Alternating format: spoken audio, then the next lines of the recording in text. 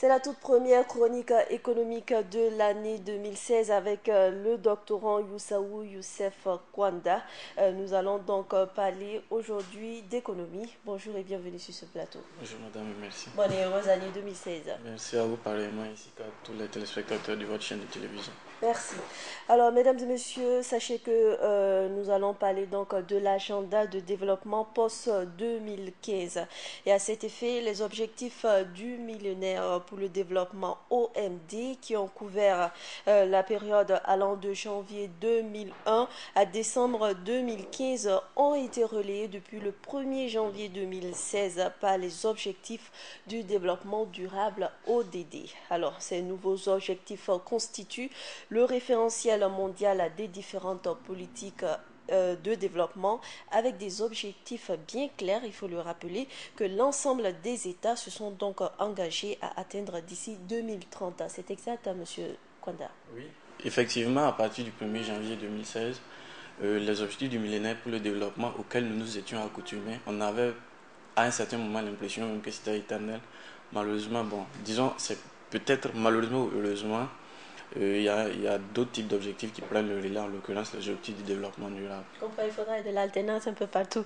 Alors, avant de parler donc de cet agenda d'ici à 2030, nous allons d'abord faire le bilan de la mise en œuvre des OMD.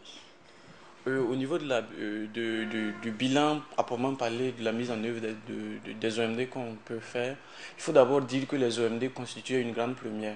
C'est-à-dire, à l'échelle internationale, des ONG, les différentes nations du monde qui sont membres de l'Organisation des Nations Unies, se sont entendus pour atteindre un certain nombre d'objectifs. Et ces objectifs-là, plus ou moins, comme le dit Ban Ki-moon, c'est probablement la plus aboutie de, d'une action coordonnée au niveau international de lutte contre la pauvreté. Et de ce fait, on peut dire que c'est un premier point positif de voir que l'ensemble de la planète s'entend pour atteindre certains objectifs. Et au niveau de, si on veut aller au niveau spécifique, je pense qu'il y a certaines avancées qui ont été faites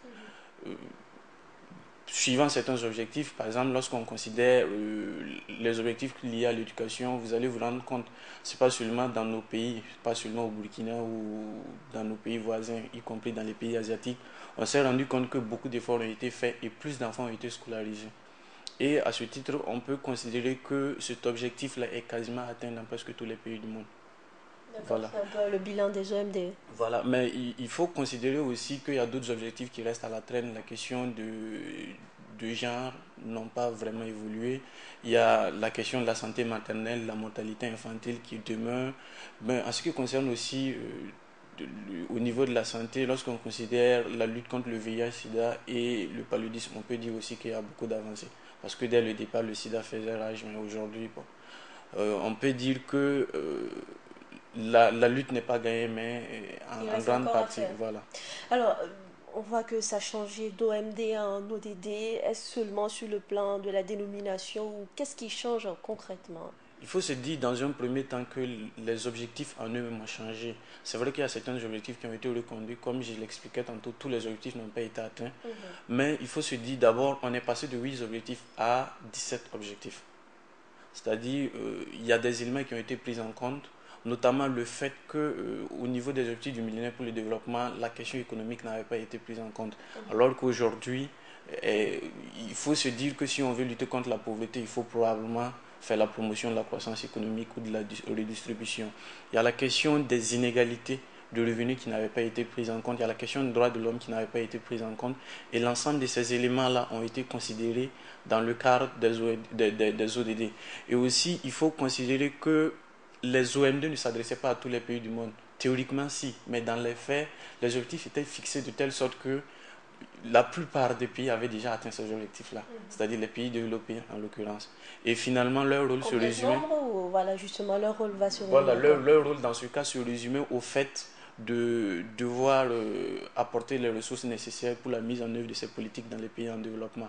Et aujourd'hui, avec les ODD, cette politique-là concerne un peu tout le monde. Et chacun a, je vais dire, du pain sur la planche. Mais avec les grandes puissances comme ténor, est-ce qu'on ne sent pas une certaine négligence par rapport aux pays sous-développés?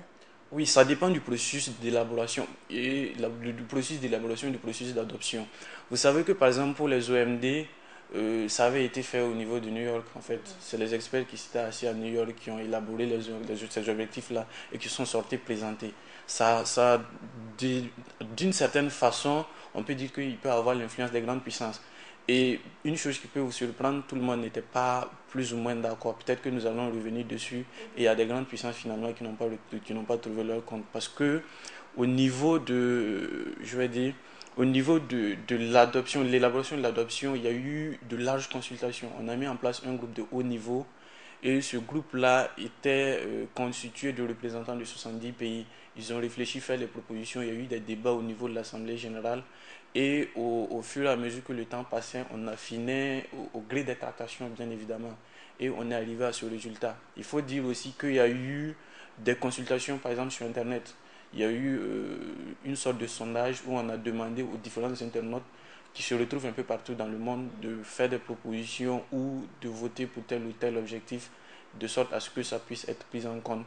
Et je pense que les journalistes aussi peuvent en être témoins. Il y a eu beaucoup de consultations au niveau national, c'est-à-dire on a demandé aux gens de se regrouper, peut-être en association, en autre, et il y a eu une sorte d'entonnoir renversé en fait.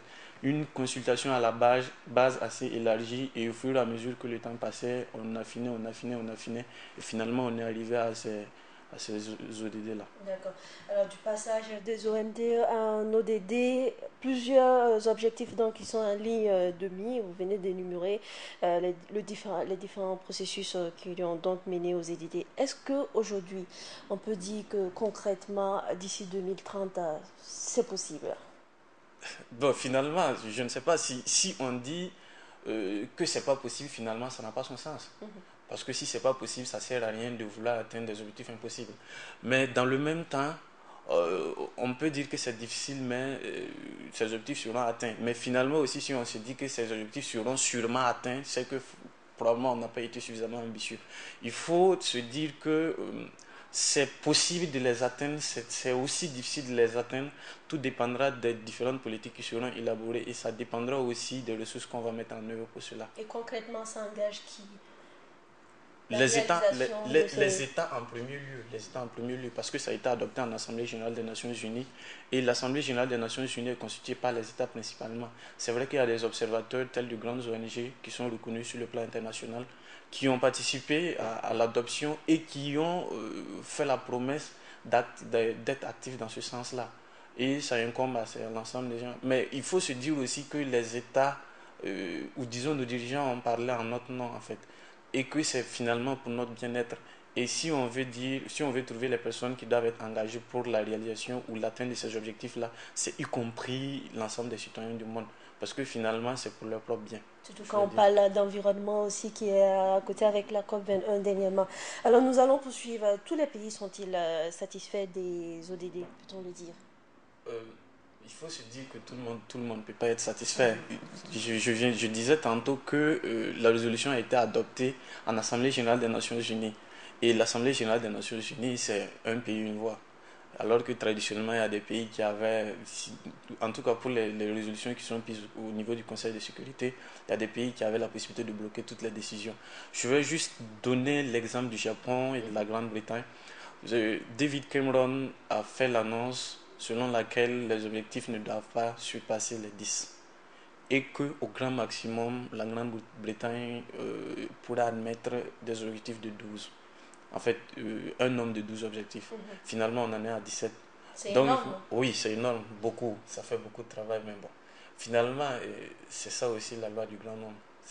Disons que c'est la démocratie à l'échelle internationale. Nous espérons Le plus cela. grand nombre de pays a gagné. D'accord, alors des grandes puissances, des pays sous-développés comme le nôtre, qui va financer concrètement ces ODD-là? La question ne se pose pas finalement. Parce que si vous parlez de grandes puissances, c'est que probablement ils vont être les plus grands contributeurs. On va Je vais juste en dire, bénéficier, ne sera pas oui, actif. certainement que nous allons devoir participer. Je vais juste faire une parenthèse en disant que peut-être que si au niveau de la COP 21, au niveau du sommet de Paris, on n'avait pas trouvé un accord, probablement qu'on aurait été encore plus loin de la réalisation ou de l'atteinte de ces objectifs-là en tout cas par rapport à aujourd'hui. Parce que finalement, je dirais, ça donne un souffle au 13e objectif. Maintenant, pour revenir à la question du financement, tout le monde va participer, naturellement. Il faut se dire d'abord que le secteur public a son rôle.